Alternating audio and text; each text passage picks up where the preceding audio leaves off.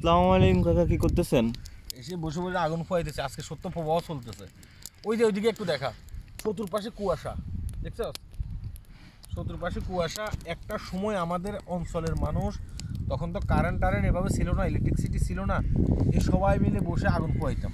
এটা কিন্তু এখন হারিয়ে গেছে, বিলুপ্ত হয়ে গেছে। তো আজকে আমার কাছে মনে হয়েছে আমি একটু আগুন ফুয়াই, তা আগুন লাগাই দিছি আর কি।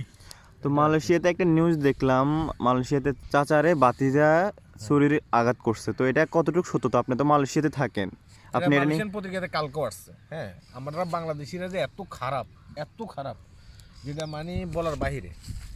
মালয়েশিয়াতে আজ থেকে প্রায় 2021 সালের দিকে এই ঘটনাটা ঘটছে। চাচা এবং কি বাতিজা দুজন এক রুমে থাকে আর কি। তো একই রুমে থাকে। চাচা হয়তো বা দেখা গেছে কি বাতিজাকে বলছে বাংলাদেশে ঠিকমতো টাকা পয়সা তুই দেশ না, তার ফ্যামিলি চলে না, হয়তো বা এই কথাগুলো হয়তো বা বলছে। এই কারণে বাতিজা কিন্তু সহ্য করতে পারে নাই। বাতিজা সহ্য করতে না পেরে বাতিজা কী করছে, চাচাকে হ্যাঁ একবারে সাঁকো দিয়া, এটা অনলাইনে বলা ঠিক না, ভালো করে বুকের ভিতরে বসাই দিছে। বুকের ভিতরে বসাই দেওয়ার পরে, বুঝছস, বুকের ভিতরে বসাই দেওয়ার পরে চাচা সেখানে কিন্তু মারা গেছে। পরবর্তীতে পুলিশ এসে বাতিজাকে ধরে নিয়ে গেছে। বাতিজাকে ধরে নিয়ে যাওয়ার পরে বাতিজা সেখানে স্বীকার করছে তার চাচাকে সেই রাগের বসে এই কাজগুলো করছে। পরবর্তীতে সে আবার পুলিশের কাছেও এটাও আদালতে বলছেও আমার 2টা বাচ্চা আছে বাড়িতে, আমাকে ইয়ে করেন, আমার সাজার মেয়াদটা একটু কমাই দেন, আমার ফ্যামিলি কীভাবে চলবে। পরবর্তীতে 15 বছরের সাজা নির্ধারিত করা হয়েছে আর কি। তো এটা তো এই ক্ষেত্রে হয়েছে, শুধু এই ক্ষেত্রে না, আমাদের যেই একটা মান সম্মান, এই সম্মানটা কিন্তু মালয়েশিয়ার মাটিতে আর থাকে না।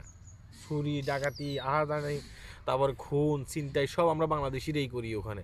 শুধু মালয়েশিয়াতে না, সব জায়গাতেই করি। যেহেতু আমি মালয়েশিয়ান সমসাময়িক বিষয় নিয়ে কথা বলি, তাই আমার কাছে মনে হচ্ছে এই বিষয়টা নিয়ে কথা বলার দরকার। আগামীতে যারা আপনারা মালয়েশিয়াতে যাবেন, একটু হিসাব কিতাব করে চলবেন। আপনি বাংলাদেশে ঠিক যেভাবে চলেন, বিদেশের মাটিতে গিয়ে আপনি ঠিক এভাবে চলতে পারবেন না।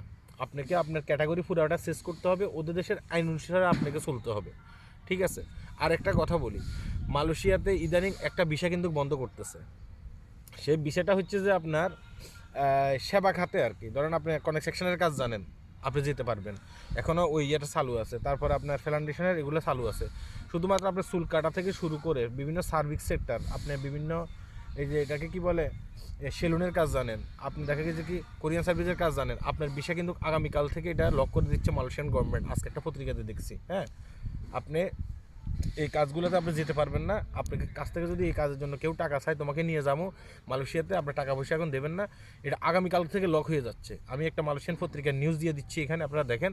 হ্যাঁ, তো আমি যেহেতু মালয়েশিয়ান সমসাময়িক বিষয় নিয়ে কথা বলি, আমার ভিডিওগুলো একটু ভিন্ন আঙ্গিকের হয়। আশা করি আমার ভিডিওগুলো আপনারা দেখবেন, এমনকি ভিডিওগুলো শেয়ার করবেন।